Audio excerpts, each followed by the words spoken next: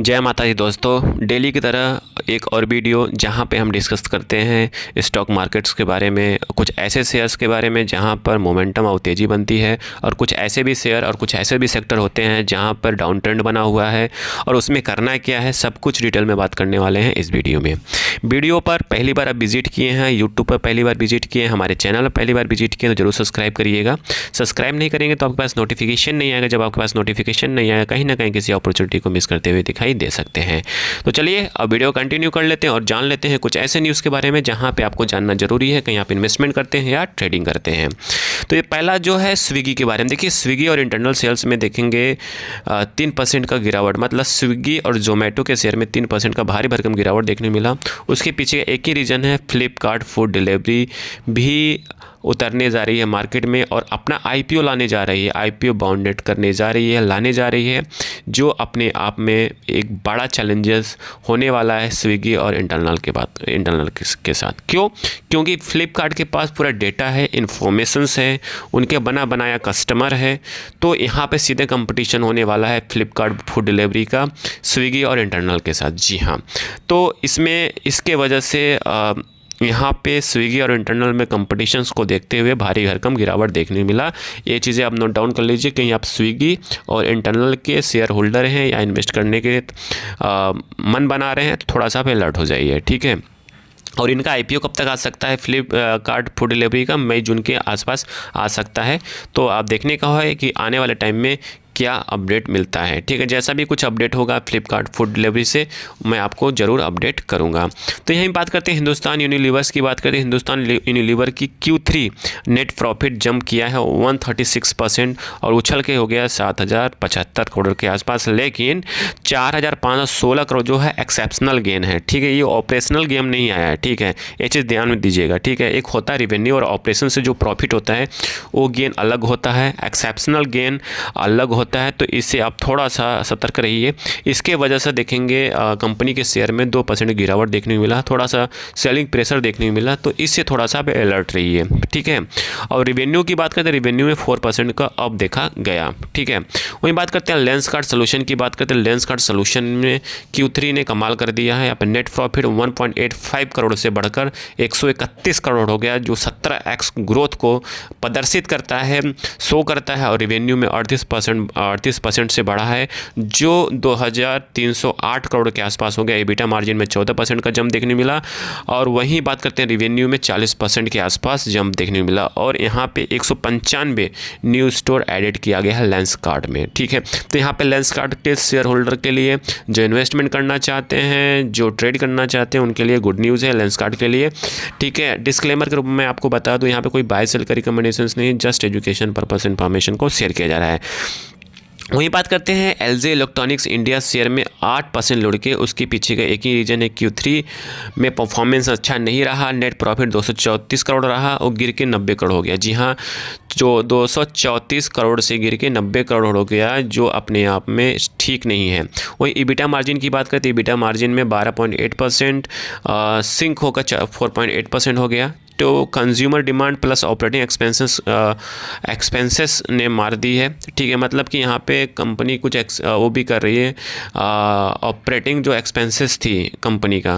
देखिए मैं आपसे पहले ही बोला, जब भी आप मेरे देखते होंगे, जब भी Q3 हम रिजल्ट एनालिसिस करते थे, वही मैं आपको हमेशा बार बार कहता था, कंपनी कितना भी रेवेन्यू जनरेट कर ले, कहीं एक्सपेंसेस प्लस टैक्सेस पे कहीं काबू नहीं करती है, लगाम नहीं होता है, तो कंपनी का प्रॉफिट गिरता है। जी हाँ, वही LG इंडिया के साथ हुआ है। वहीं हम बात करते हैं वोडाफोन आइडिया की बात करते हैं। वोडाफोन आइडिया में JP मॉर्गन ने डाउनग्रेड कर दिया है, ये सबसे बड़ा बैड न्यूज़ है वोडाफोन आइडिया के लिए। यहाँ 3% लुढ़क गया है, ठीक है। इसके वजह से देखिए मतलब क्या होता है कि जो बड़े बड़े ब्रोकरेज फर्म्स होते हैं, वहाँ पे वो अपना व्यू ऑफ पॉइंट रखते हैं, ठीक है, अपना टारगेट प्राइस सेट करते हैं। तो यहाँ पे वोडाफोन आइडिया में डाउनग्रेड कर दिया गया टारगेट प्राइस को, और टारगेट प्राइस को 9 रुपये रख दिया, ठीक है। और करंट कितना है? 11 रुपये 55 पैसे पे ट्रेड कर रहा है, मतलब 24% डाउन साइड में दिया है, जो अपने आप में ठीक नहीं है।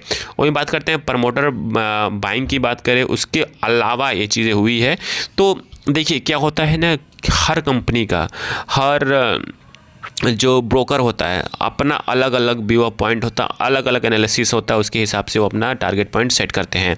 वहीं बात करते हैं जुपिटर वेगान्स की बात करें तो जुपिटर के वेगान्स के शेयर्स में 4% की गिरावट देखने मिला। जी हाँ, 4% गिरने का खबर आई है, देखा गया है। और Q3 रिजल्ट जो था नेट प्रॉफिट पिछले क्वार्टर कंपेरिजन में 35% फिसला है, गिरावट देखने मिला है। इसके वजह से इसके स्टॉक्स में गिरावट देखने मिला। तो देखिए क्या है, ऐसा नहीं है कि एक क्वार्टर ख़राब हो जाए तो सारा क्वार्टर ख़राब हो जाए, ऐसी बात नहीं होती है। तो आप को और इसमें एक चीज़ मैं और बता दूं तो आप इसमें जो मेन रीज़न था ऑर्डर बुक एग्जीक्यूशन डिले। जी हाँ, बट कंपनी का पास आपको पता है कि जुपिटर के पास ऑर्डर बुक ज़बरदस्त है, बट जब तक एग्जीक्यूट नहीं होगा तब तक रेवेन्यू नहीं आएगा। जब रेवेन्यू नहीं आएगा तो प्रॉफिट नहीं होगा। तो वही बात यहाँ पे है जुपिटर वेगान्स के बारे में। तो मे बी नेक्स्ट क्वार्टर में ज़बरदस्त रिजल्ट आने वाला है जुपिटर वेगान का, आप नोटेड डाउन कर लीजिए। क्योंकि जब एक बार ख़राब होता है तो कंपनी सतर्क हो जाती है और अपना प्रोडक्शंस और अपना ऑपरेशन को तेज़ी से करने की कोशिश करती है। वही हम बात करते हैं TCS के बारे में। देखिए भाई, यहाँ पे IT इंडस्ट्रीज़ और TCS की नहीं, पूरे इंडस्ट्रीज़ की बात करता हूँ। TCS हो, HCL हो, विप्रो हो, इन्फोसिस हो, जितने भी इंडियन IT कंपनी है उनके यहाँ पे सेलिंग प्रेशर देखने को मिला। जी हाँ, उसके पीछे एक ही रीज़न है कि US मार्केट में, जी हाँ, US मार्केट के जितने भी टेक कंपनीज़ हैं, जो बड़े बड़े टेक कंपनीज़ है, गूगल हो गया, अमेज़न हो गया, ये सारी कंपनियां की बल्क में क्या उठाई हैं, पैसे उठाई हैं, बॉन्ड उठाई है, वो भी 100 ईयर्स के लिए। जी, किसके लिए? AI के लिए। मतलब AI में ह्यूज ऑफ मनी इन्वेस्ट कर रहे हैं कि हम AI में कुछ ऐसा कर जाएँ कि मार्केट में कंपटीशन होड़ मची हुई है कि हम अच्छा करेंगे, हम ये करेंगे, हम वो करेंगे।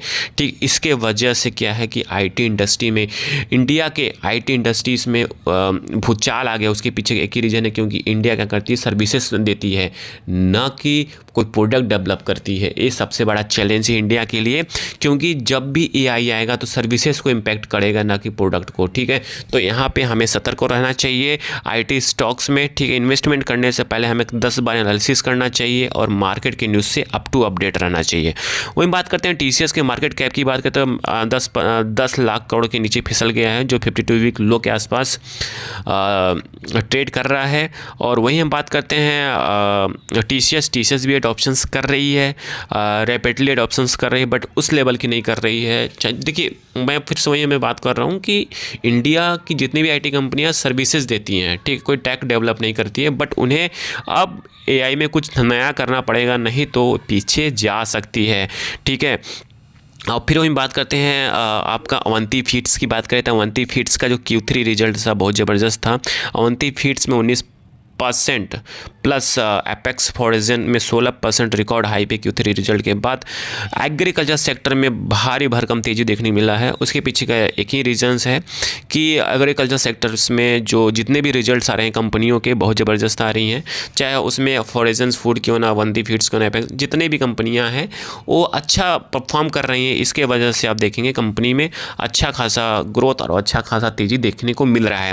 फिर बात करते हैं हिंदुस्तान एरोनॉटिक्स की बात करते हैं। हिंदुस्तान एरोनॉटिक्स ने Q3 रिजल्ट में 35 रुपये प्रति शेयर के हिसाब से इंटरमीडिएट डिविडेंड डिक्लेयर किया है और 5 रुपये वाली फेस वैल्यू है। उसके हिसाब से देखेंगे तो 700% का पे आउट करेगी।